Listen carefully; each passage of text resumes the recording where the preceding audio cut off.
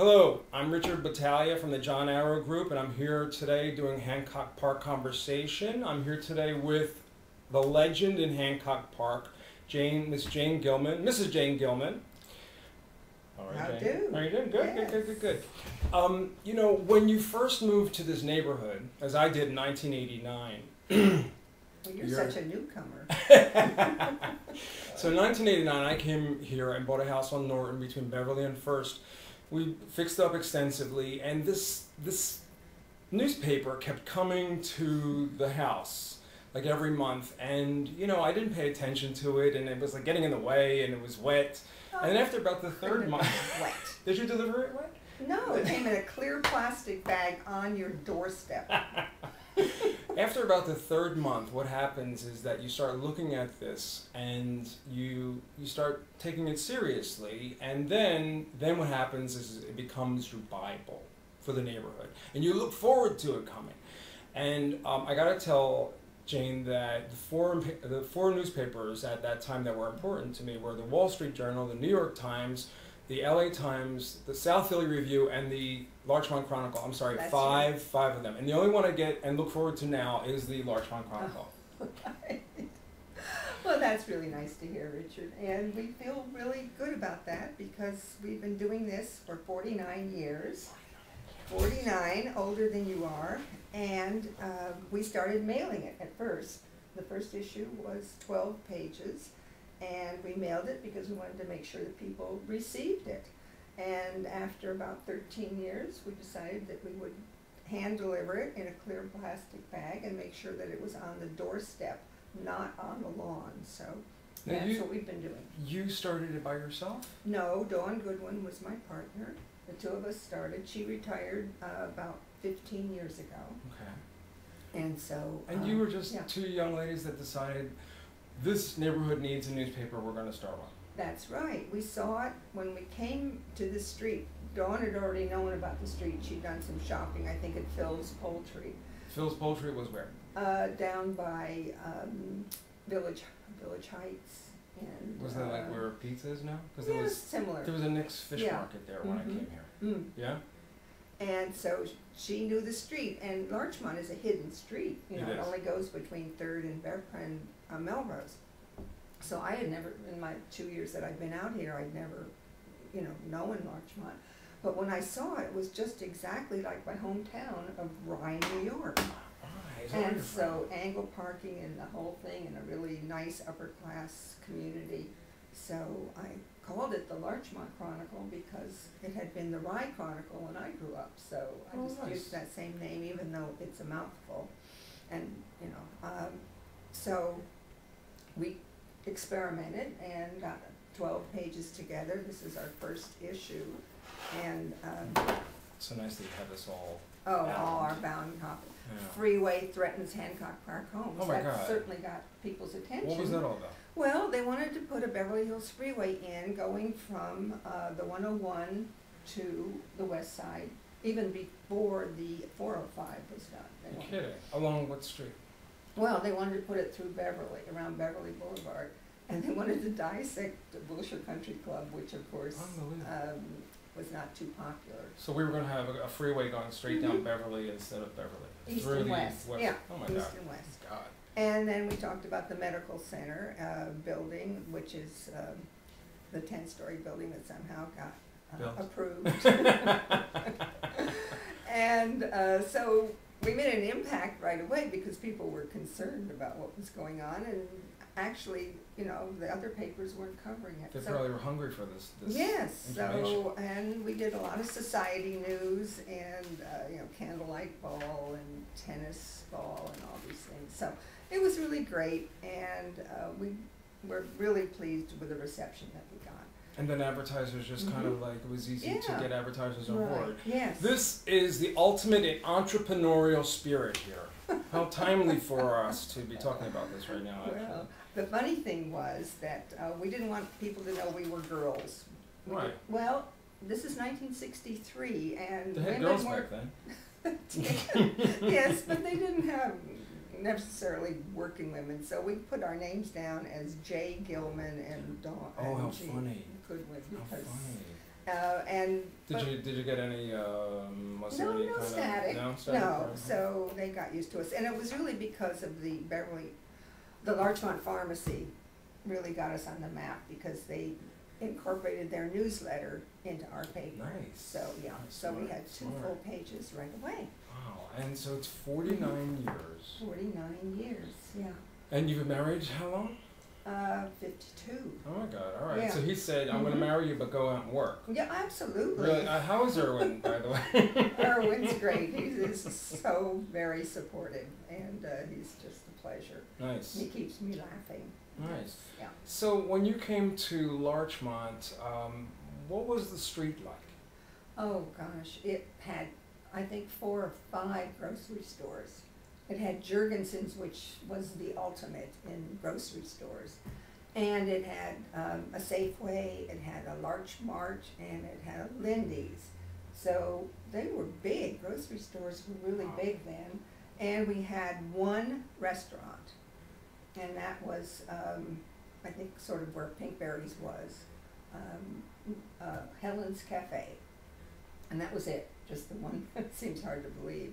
And the street closed up at 5 o'clock and was closed on Sunday for the most part. Yeah, unbelievable. Yeah. So now we have 20 coffee stores, That's right, and no 72 grocery. banks and 43 real estate offices. But you've seen the change in the way people walk and dress on Larchmont and Oh my, you used to years. have to go, you used to have to get dressed up to go to Safeway because nice. you'd see your friends there and heaven forbid that you know, were out of step. You didn't have to casual. wear your pajamas like I see people doing every Sunday morning at the farmer's market. No, we didn't have a farmer's market either, but no, there was very, you know, very social. Mm-hmm. And the difference now is there aren't as many local people going to the street as there were before. We get them from Las Vegas, Hollywood Hills, all over West Side, but we don't have as many local people shopping on Larchmont, enjoying Larchmont. I mean, they're here once in a while, but not the way it used to be. Yeah. And the kids all had charge accounts at Landis department store. I love that. And, and Landis would hire them for, you know, vacation time, and Landis was really the big draw on Larchmont at the time, and it was where U.S. Bank is there, now. Yeah. Actually, I caught the tail end of that place. Yeah. And then they have the little one across the street. So And we had a toy store. Well, of course, we have a toy store again, but it took a while. We had a photography store. We had a record store, if you can believe it. that sold LPs and record 45s? Sold 45s, right? Yeah. How funny. Yeah. Where was Jurgensen's? Jurgensen's was... Jurgensen's took up 3 locations. Trying to think where you would. I think Z Pizza is one of them. Oh, okay. Oh, yeah, right there? That, oh, yes. all right. And they had a gourmet grocery store. They did a lot of delivery. And then they had a wine shop and a gift shop. Oh, my God. That's amazing. And the kids would all go in and get free cookies there, too. Free cookies. Free cookies. The bakery people would give them a cookie. What a great thing. Yeah. So, back to the Larchmont Chronicle. What is the circulation now? Right now, we go to 22,000 families. Unbelievable. Yeah. And we also, well, we've expanded. We started just from La Brea to Western. Now we go into Miracle Mile and Park La Brea. Okay. Right. So, And that's a yeah. lot. And I believe probably people want it out of the country too. So yes, people, we have definitely international subscriptions Amazing. and all over. You know, and sometimes parents want their kids while they're in college to get the paper, so we send it there, and just different places that they request. And so, and you've seen those changes on Larchmont. What do you think about the neighborhood as you've seen it grow and progress, and the changes with around the neighborhood? How do you see the future? Well, it's very positive in some respects because of the residential associations. When we started, there was only the Hancock Park homeowners. There had been a Windsor Square Association, but it was dormant at the time. Now, you have about 15 different neighborhood associations, and they're all active, and they have block captains and neighborhood watch, and they have meetings, and they have email trees, and it's very organized and much more tight-knit community yes. now. It's interesting. You know, it's interesting. There's a lot of strangers that move in, but then somehow they, like I said, it's like you kind of get incorporated into knowing what's important to look out for in the neighborhood, like this great newspaper, which is our Bible. So now the Chronicle. So you have it's put out every month. And I know your deadlines, because I used to write an article for 3 years. Right, that was a fabulous article. Yes, Preservation Notebook it was called. Go online, you'll see some in the archives. Okay. And that was because we were starting an HPOZ here and in Windsor Square, and that came out of that. And that was actually nice, because I was doing a column monthly called Preservation Notebook that was how houses were restored in the neighborhood, a little history of who lives there. It was fun. Yeah, it was. Fun. I really appreciated that. Oh, and then he went into real estate and we couldn't. And then the market crashed, and it's like, it was perfect timing. Anyway, but, so how many employees do you have at the Larchmont Chronicle? We have about 8. 8 employees? And columnists. Really? Yeah, and columnists. Oh, okay. And you have a big social column. I know Patty Hill does the social column. Yeah, I love Patty Hill. She's terrific. We're very happy to have her. We had Lucy Toberman when we first started, and she was a social doyen in the neighborhood. Everybody knew Lucy. She was the Mrs. Sally Adams of the neighborhood? She was the Pearl Mesta of the neighborhood? There you go. And so we were very grateful to have her. And then as the time went on, we just had new ones, and then Patty Hill has just been super for us. Oh, it's so really nice. And I think we're the only ones that really have a society column. I think other papers, for whatever reasons, don't feel they're important, but I think they're very important. Absolutely. You know, and you, I think, are, you know, I've lived in several areas in several cities, and I see this newspaper as like the most comprehensive and organized newspaper out there, and the one that you like look forward to seeing. It's interesting. I think it's the strongest local paper, especially in Los Angeles. Well, that's very nice of you to say. We are different because we really have the ear of the community. We know what's going on, and we want to impart it to those who want to learn about it. Well, there you go. And we do profiles of interesting people. There's a man who's just written a book on Marilyn Monroe, and we'll be doing something on him in the next issue. And just, there's never a dull moment. It's a wonderful job, and I'm very lucky to have it. And you have that column, I think you still have it, called New Neighbors?